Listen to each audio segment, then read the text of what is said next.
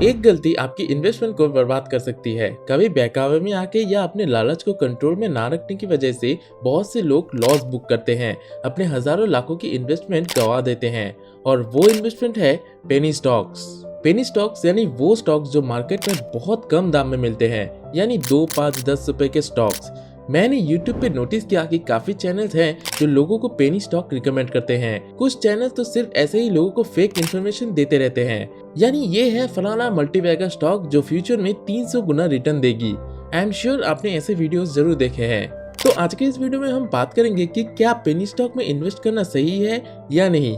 इस वीडियो में मैं पेनी स्टॉक से जुड़े क्वेश्चंस की आंसर देने वाला हूँ। इस वीडियो को एंड तक जरूर देखना, क्योंकि वीडियो का एंड आते आते आप खुद ही ये डिसाइड कर पाओगे कि क्या पेनी स्टॉक में इन्वेस्ट करना सही है या नहीं, जिससे आप स्टॉक मार्केट में लॉस बुक करने से बच पाओ। तो सबसे पहले तो आपको समझना होगा कि मार्केट में अगर कोई स्टॉक 10-5 रुपए में मिल रहा है तो उसका एक रीजन है, यानी उस शेयर में जरूर कोई ना कोई गड़बड़ है, उस कंपनी में कोई ना कोई प्रॉब्लम है। स्टॉक मार्केट में किसी शेयर का प्राइस डिसाइड होता है इस बात से कि मार्केट में किसी शेयर का कितना बाय और सेल हो रहा है।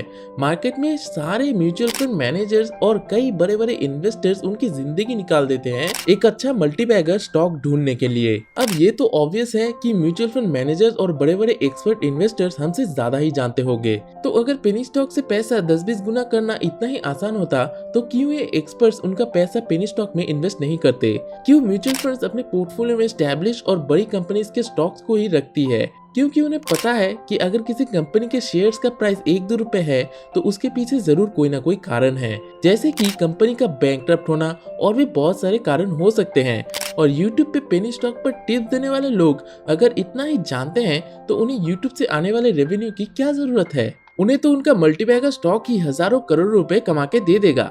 तो अब आते हैं दूसरे क्वेश्चन पे कि आज 2 रुपए में मिलने वाला स्टॉक कल को शायद 50 भी टच कर सकता है, और क्या पता 1000 भी टच कर जाए।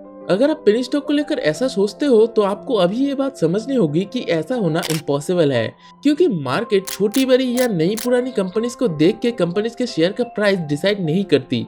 मार्केट में अगर कोई कंपनी है और वो भले ही साल का 5-6 करोड़ इनकम कमाता हो, फिर भी अगर उस कंपनी के फंडामेंटल अच्छे हैं, यानी कंपनी में ज्यादा डेप्ट ना होना, कंपनी की लायबिलिटी ज्यादा ना होना, नेट इनकम में थोड़ा सा ही सही लेकिन हर साल एक ग्रोथ होना और ठीक ठाक कैश फ्लो होना, तो मार्केट वैसी कंपनीज को ही बड़ा दाम देता है। और इसका ठीक ऑपोजिट कंपनी चाहे कितनी भी बड़ी हो लेकिन उसका नेट इनकम अगर कम हुआ तो बाकी सभी चीजें यानी लायबिलिटीज का ज्यादा होना, कैश फ्लो का कम होना, ऐसे चीजें अगर हो तो मार्केट वैसी कंपनी को ज्यादा दाम नहीं देता, जिसकी वजह से वो कंपनी बहुत कम दाम में मिलता है। एग्जाम्पल के लिए आप येस बैंक को ही ले लो। मैंने अपने फंडामेंटल एनालिसिस वाले वीडियो में येस बैंक का फंडामेंटल एनालिसिस किया है, आप चाहो तो चेकआउट कर सकते हो, जिसका लिंक डिस्क्रिप्शन और कार्ड में दिया हुआ है। तो अब आते हैं तीसरे सवाल पे कि पेनी स्टॉक्स में शेयर की क्वांटिटी बहुत ज्यादा आती है। कई लोग पेनी स्टॉक्स को बस इसीलिए खरीदते हैं जिससे उन्हें शेयर्स की क्वांटिटी ज्यादा मिले। तो सबसे पहली बात तो आपको इन्वेस्ट करके कितने शेयर्स की क्वांटिटी मिले इससे कोई फर्क नहीं पड़ता। फर्क इस बात से पड़ता है कि आपने कितना पैसा इन्वेस्ट किया, यानी आपको अल्टीमेटली आपके पैसों पे ही तो रिटर्न मिलेगा। मान लो आपके पास 100 रुपए है तो आपको इस 100 रुपए का एक स्टैब्लिश कंपनी में शेयर लेना चाहिए या 10 रुपए में मिलने वाले कंपनीज के शेयर में इन्वेस्ट करना चाहिए। तो ऐसे सिचुएशन में आपको याद रखना है कि कंपनीज के फंडामेंटल्स देखे बिना आपको कभी भी इन्वेस्ट नहीं करना है। हमेशा याद रखना है कि कंपनी के फंडामेंटल्स अगर अच्छे होंगे तो वो फ्यूचर में जरूर ग्रो करेंगे, for example MRF, Titan etcetera. तो अब आते हैं चौथे सवाल पे कि पेनी स्टॉक्स ही मार्केट में सबसे सस्ते होते हैं। तो देखो, मार्केट में कोई शेयर सस्ता है या महंगा ये उसके दाम से डिसाइड नहीं होता। जैसे कई बार 100 रुपए का शेयर भी बहुत महंगा हो सकता है और 5000 रुपए का शेयर भी बहुत सस्ता हो सकता है। नहीं समझे ना? चलो एक एग्जाम्पल से समझाता हूँ। मान लो एक कंपनी है A जिसका शेयर प्राइस है 200 और वो हर साल 40 रुपए कमाती है, और दूसरी कंपनी है B जिसका शेयर प्राइस है 2000 लेकिन वो हर साल 1000 रुपए कमाती है। तो आप इनमें से कौन सी कंपनी में इन्वेस्ट करोगे? ऑब्वियसली कंपनी बी में, क्योंकि यहाँ पे आपको आपके पैसों को ग्रो करने के लिए दुगना पैसा देना होगा, लेकिन कंपनी ए में आपको 5 गुना ज्यादा पैसा देना होगा। और इसीलिए मैंने कहा कि कभी कभी बड़े शेयर प्राइस होने वाले कंपनीज भी सस्ते होते हैं और कभी कभी कुछ कंपनीज के शेयर प्राइस बहुत महंगे हो जाते हैं, जैसे MRF। जिसका एक कारण यह है कि ये कंपनीज अपने शेयर्स को स्प्लिट नहीं करते और ना ही कभी बोनस देते हैं, जिसके चलते इनके शेयर प्राइस बहुत ज्यादा बढ़ जाते हैं।